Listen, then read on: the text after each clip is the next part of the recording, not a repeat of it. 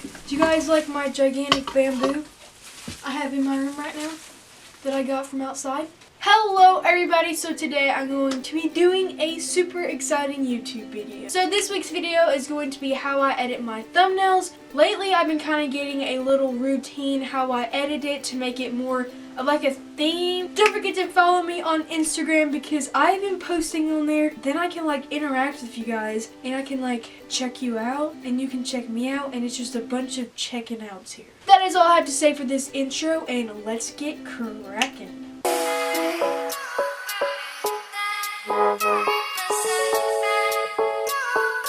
Okay, so for this tutorial, the only things that I use is Picmonkey and Pixlr. I kind of like my thumbnails to have like a white theme to them, and I'm just going to show you guys two different methods. So the first thing we need to do is work on our text, and for this I go onto pixlr.com, go to create a new image, hit transparent, and then OK.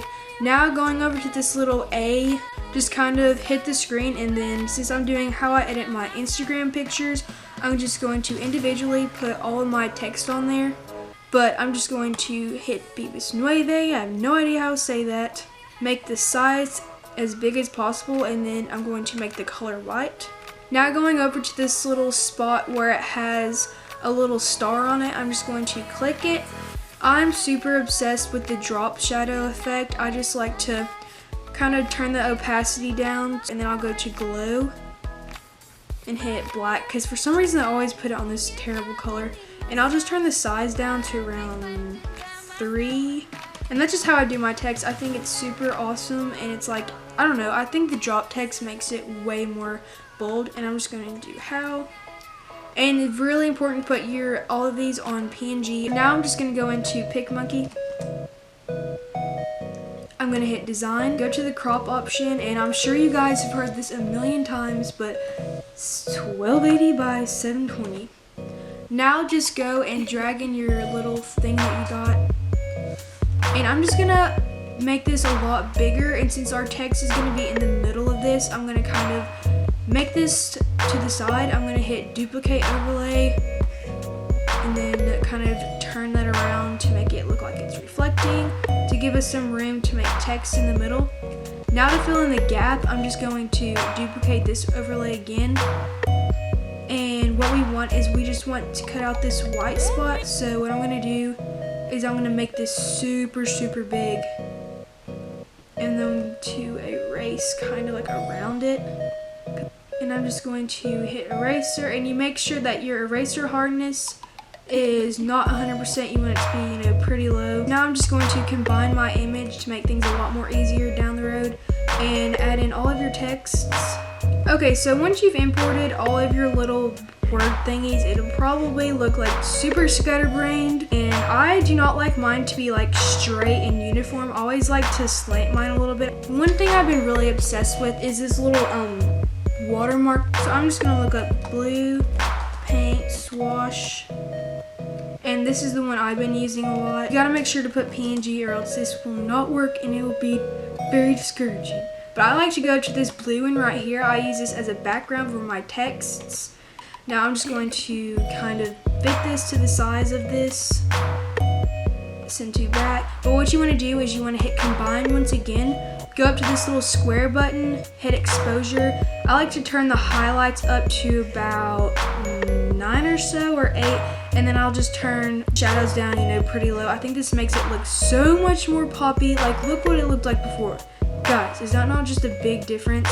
And now I'm just going to turn the saturation up to around 7. Okay, so now we're just going to move on to more the advanced one. For background, I'm just going to look up kind of like, white, fresh, Tumblr. You may want to look up like desk.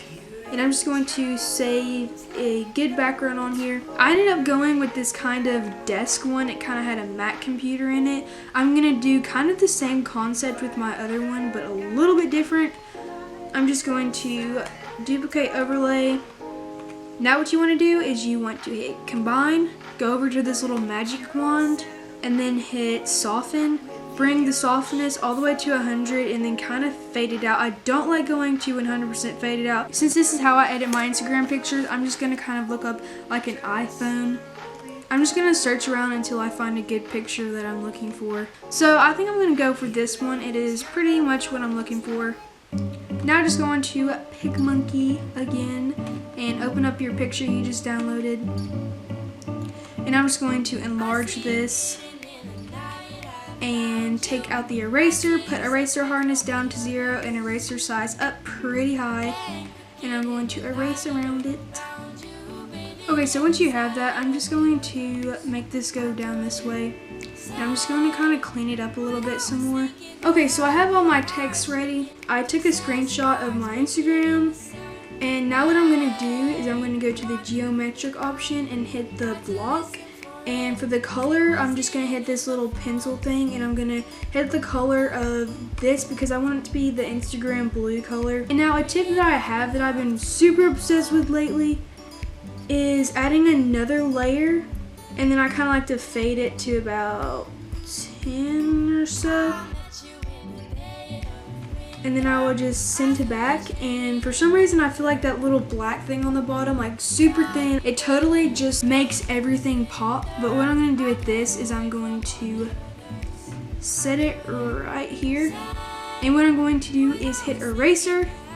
And I'm just going to erase all this because I only want the bottom part. Now we just want a really cute picture to go inside of our phone. So I think pineapples are really cute. So I'm just going to look up Tumblr pineapple. See, I think this one was really cute.